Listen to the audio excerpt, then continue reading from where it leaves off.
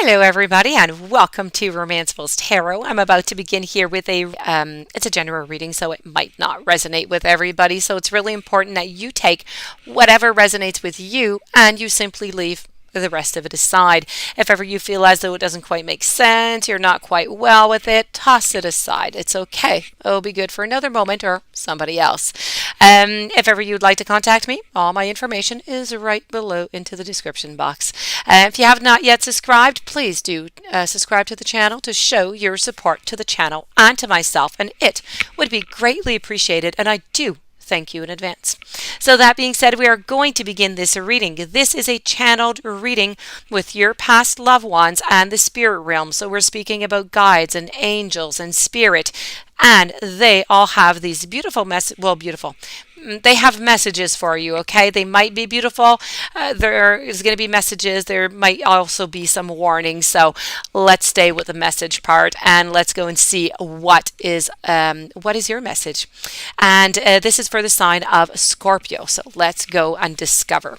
When I'm done with these messages, I have 4 of them. I am going to complete with a guide message also. So my dear friend Scorpio, we're going to begin with honesty, perseverance, surrender, and trust. Let's begin over here with honesty. This is about I can't always expect the truth from others, but I can expect it from myself. Being truthful with others it could be a really slippery business, okay?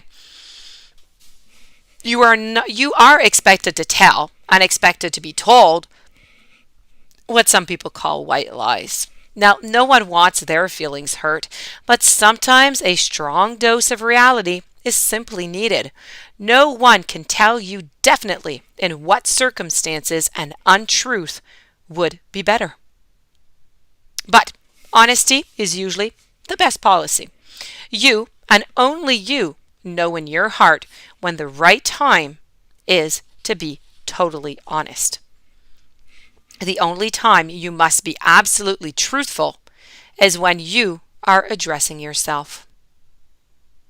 You must at all times present yourself authentically to those who are around you. And only by being yourself do you draw in the people and the circumstances that you most need to learn from.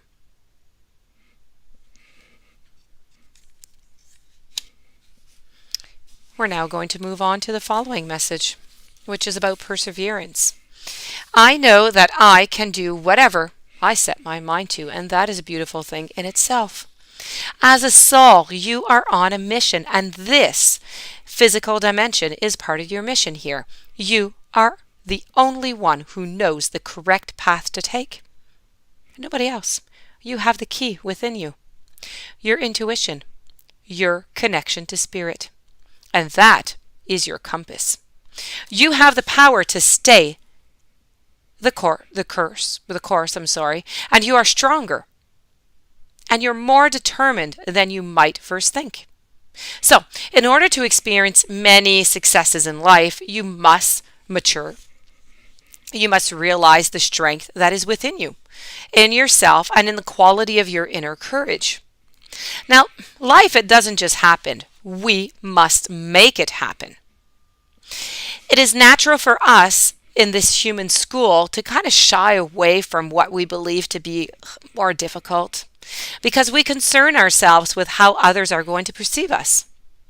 We are afraid of failure. We're not only afraid of failure, we're also afraid of ridicule. We're afraid of coming up short. So now is the time to make that proper change, or changes if you have a few of them, and take risks and do things that you never thought you would and that you could do before. Your soul must learn to become aware of its inner strength. Live the joyfulness of your soul. It yearns for and engage in activities that you have always wanted to try, but you were kind of afraid to, and you were afraid to fail at it. So your soul would not yearn for something that you couldn't accomplish. You have the strength, you have the fortitude to be capable of greatness.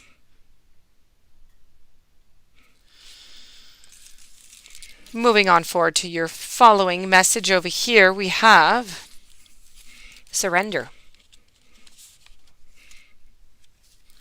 I can release my need to control. You need to understand the distinction here between power and control. You have the power of internal control, but you have very little external control over people or situations. The majority of your external control is through the power of influence, and you can lead by example. Every soul has its own unique path, and it is not your job to dictate it. Giving advice or direction in a compassionate manner is the way to go. Your soul, too, it has a path, and you possess the power to control it. But you must surrender to the illusion that you have control over another. Remember that this is a process, and from the time that your ego is going to rise up and demand that things be the way that they should be, I say should be, envision a hot air balloon being loaded up with all the things that you think you need to control, and then let them ride away into the balloon. You're going to be surprised to find that when you release the energy of control and you accept the energy of surrender, doors are going to start to open that you never even expected. Because you have now given the universe space in which to materialize what it is needed for your highest soul growth. You need to leave the space to come in, to accept it, to have that new energy. And to conclude, we're going to go to trust. And this is about I accept that my inner voice will always guide me correctly. The earth can be a really tricky place, but you have been given a tool to help you navigate through any murky waters that you meet, and that is your intuition. You must learn to tell the difference between ego talk and soul talk, and then trust your soul. And once you get into the habit of following your intuition, you are going to come to practice that discernment, but externally. You will be able to know if a person or a situation is trustworthy. But it all begins with listening to your own inner voice. Exercise it like a muscle, and when you determine that it is all right, that wisdom will spread out and influence everything that you do. Decisions will seem easier. Your soul only wants what is best for you, and you must learn to trust it. Moving on forward now to your guide message. It's about the journey within. Now, the physical body is a product of the material dimension. So it really is created on Earth using elements like carbon, hydrogen, calcium, etc. It is quite vulnerable, and it really has limitations and a finite lifespan. Your higher self has chosen to inhabit it, to have experiences that the spirit world simply does not offer. It's not the real you. What you see in the mirror is only a vehicle. The real you is perfect. It is limitless, and you are eternal. It is connected to everyone and everyone that you see and everything that you see. The ability to contact your guides and their knowledge is omnipresent, but you must do your part to access their wisdom.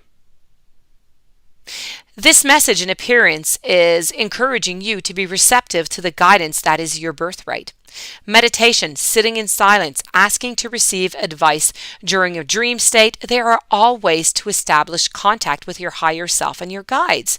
Use these tools that you have been granted. Don't be discouraged by earthly distractions that are placed between you and your guides. Practice developing this sacred relationship, and you're going to find that life is going to become so much easier when you have that daily communication with your guides. And that is your journey within. So that does conclude your reading, my dear friend Scorpio. I do hope that you enjoyed. I do hope that it brought you some interesting messages that you're going to be able to use upon your path. If you do have any questions, you'd like to contact me, my information is right below. Please don't forget to subscribe to the channel. Have yourself a beautiful day. Many blessings. I thank you for being there, and I will see you tomorrow with a new message.